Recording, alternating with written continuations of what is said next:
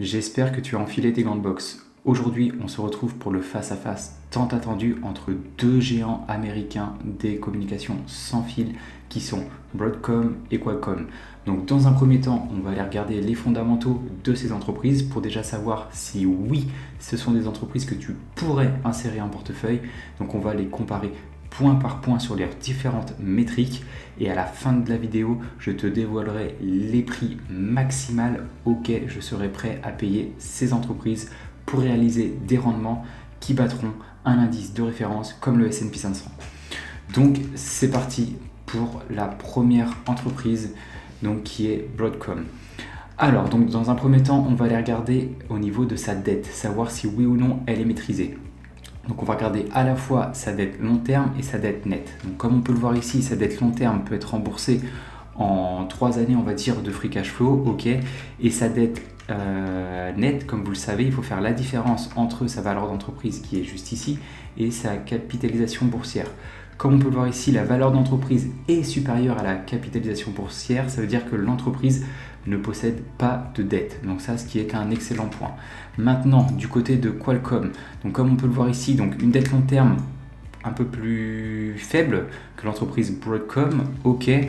En revanche, une dette totale qui pour le coup, Qualcomm possède une dette, comme on peut le voir ici, donc une dette nette de 17 milliards de dollars. Donc là, c'est moins bien du côté de Qualcomm comparé à Broadcom, mais on veut savoir si oui ou non cette dette est maîtrisable ou non. Et donc on va la comparer directement au free cash flow moyen ici qui est là. Et donc ça nous donne, allez, en un peu plus de 2 ans. Donc que ce soit pour les deux entreprises, oui, la dette est maîtrisée, mais on va donner un avantage sur ce coup pour Broadcom. Maintenant, au niveau des indicateurs de rentabilité, nous, on va vouloir que ces indicateurs soient le plus haut possible et on va demander au minimum 12%. Donc comme on peut le voir ici, pour l'entreprise Broadcom, on est à 19, 61, 21%, donc ce qui est excellent. Et si on regarde maintenant au niveau de l'entreprise Qualcomm, on est à 15, 40 et 16. Donc comme on peut le voir ici, 15, 40, 16, oui, les indicateurs de rentabilité sont meilleurs encore une fois chez Broadcom comparé à Qualcomm. Par contre, juste attention, regardez, si on prend le retour sur les capitaux investis uniquement des 5 dernières années, on peut voir que chez Qualcomm on était à quasiment 34%, tandis que chez Broadcom on est uniquement à 12%. Moi personnellement, sur ces 3 indicateurs, donc je regarde les 3, mais celui qui m'intéresse le plus, c'est vraiment celui sur le retour sur les capitaux investis et j'aime bien toujours regarder une moyenne. Donc là pour le coup, je vais donner mon point à l'entreprise Qualcomm. Ok, maintenant au niveau du dividende, alors pour l'entreprise Broadcom, l'entreprise verse un dividende donc total à ses actionnaires de 7 milliards 650 millions, donc ce qui correspond ici à un rendement de 1,4%. Et on va vouloir savoir si oui ou non le dividende est pérenne dans le temps. Donc on va le comparer ici à son free cash flow moyen au cours des 5 dernières années pour trouver le payout ratio. Donc on va faire 7,65 divisé ici par 13,63 et ça nous donne 56%. Donc le payout ratio de l'entreprise Broadcom est de 56%. Ok, maintenant au niveau de l'entreprise Qualcomm, donc on va faire exactement la même chose. Donc elle distribue elle aussi un dividende. Donc là un peu plus important de 2,10%, ok, donc ce qui est pas trop mal. Donc on va comparer ces 3,58 divisé par les 7,56 et là ça nous donne 47%. Donc là au niveau du dividende, à la fois le rendement du dividende est supérieur pour Qualcomm versus Broadcom et en plus le payout ratio est inférieur. Donc dans les deux cas il reste pérenne pour les deux entreprises, mais on va dire que l'entreprise Qualcomm a plus de marge de manœuvre. Donc pour ma part, je donne une nouvelle fois un point à l'entreprise Qualcomm. Au niveau des marges, pour l'entreprise Broadcom, on a des marges brutes ici de 69%, ok, des marges nettes, allez, 26% ici et 40%. Ok, maintenant pour l'entreprise Qualcomm, donc des marges brutes ici donc inférieures, 55% comparé ici aux 68%. Si je me mets juste ici, voilà. Et pour les marges nettes, on était du coup ici aux alentours des 24-25, là où on était plus autour des entre 26 et 40. Ok, donc comme on peut le voir ici, l'entreprise Broadcom possède des marges brut et des marges nettes supérieures à l'entreprise Qualcomm. Donc, pour cette métrique, on donnera un point à Broadcom. Ok, maintenant au niveau de la croissance, donc comme on peut le voir pour Broadcom, il y a une croissance de son chiffre d'affaires, donc parfait, de son résultat net et de son free cash flow, donc c'est ce qu'on aime voir.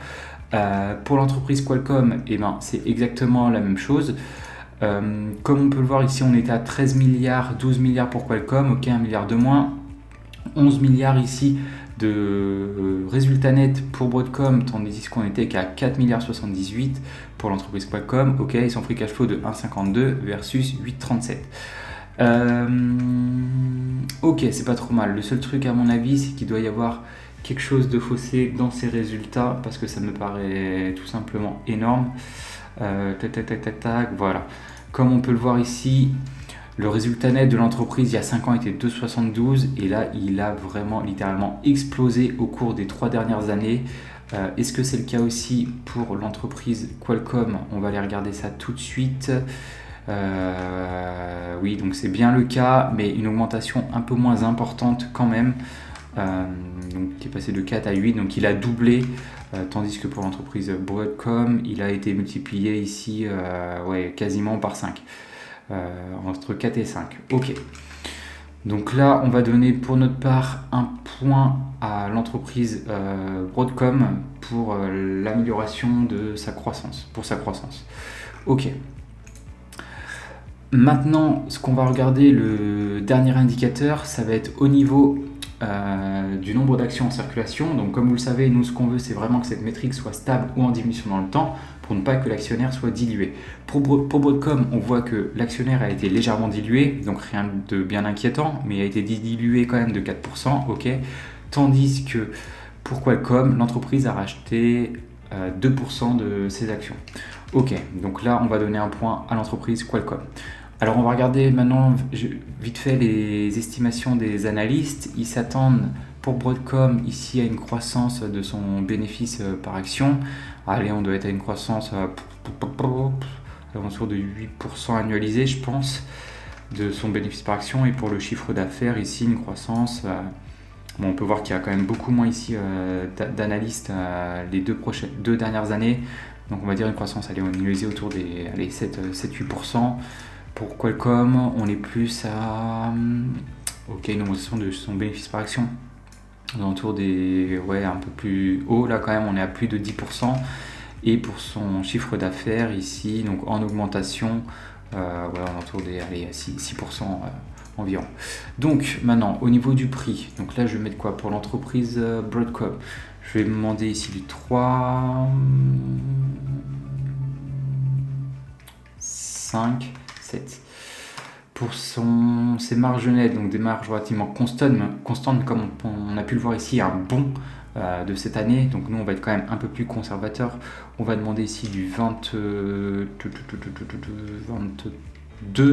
24, 26. Pour ces marges sur le free cash flow, elles sont beaucoup plus importantes que ces marges nettes. Donc ça c'est vraiment ce qu'on aime voir.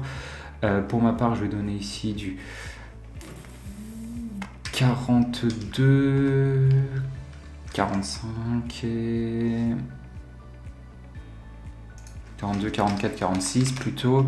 Au niveau de PER et PCF dans 10 ans, on va partir nous donc sur du 15, 17, 19, 15, 17, 19 et 12, 13,5, 15.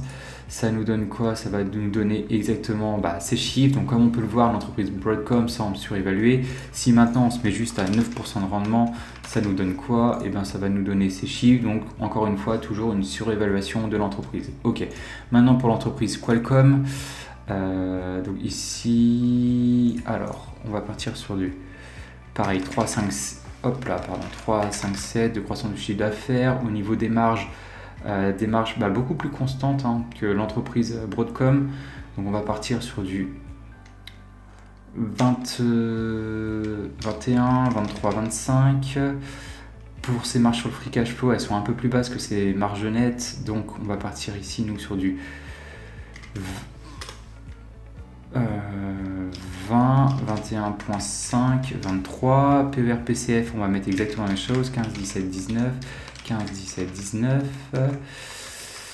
Et on va mettre nous nos 12, 13,5 et 15 en rendement. On analyse tout ça et ça nous donne ces chiffres. Donc encore une fois, une surévaluation. Maintenant, si on se met juste à 9% partout, donc comme on peut le voir ici, voilà, l'entreprise Qualcomm semble un peu moins surévaluée actuellement que l'entreprise Broadcom. À titre personnel, je préfère l'entreprise Broadcom à l'entreprise Qualcomm parce que c'est une entreprise qui a un meilleur devenir. Donc je vais juste vous le montrer ici dans ses résultats financiers. Donc regardez, Qualcomm en 2015 c'était 27 milliards de chiffre d'affaires et en 2021 c'était 19 milliards. Donc là une très faible augmentation. Cependant, il y a eu, lié à la pénurie, ici, 3 années relativement folles, donc ce qui a fait exploser son chiffre d'affaires. Là où si on compare un Broadcom, ici, on était à 4 milliards en 2014, pour être à 23 milliards en 2020, et cette année 35 milliards. Donc là, comme on peut le voir, oui, Broadcom a un potentiel bien supérieur à Qualcomm, donc c'est vraiment pour cette raison que je préfère cette entreprise. C'est aussi pour cette raison que les indicateurs de rentabilité là, sur les 5 dernières années sont un peu plus faibles parce que l'entreprise réinvestit continuellement en elle-même pour son avenir.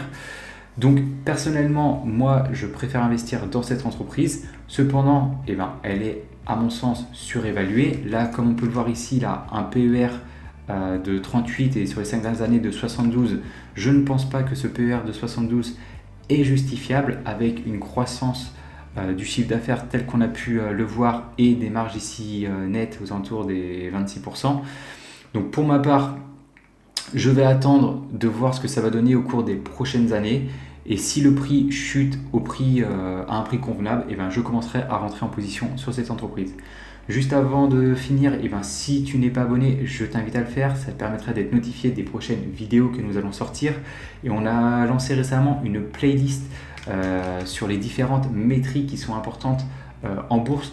Donc en fait, ça va vraiment te permettre de devenir un expert pour savoir exactement comment faire pour analyser des entreprises et à quoi correspondent les différentes métriques.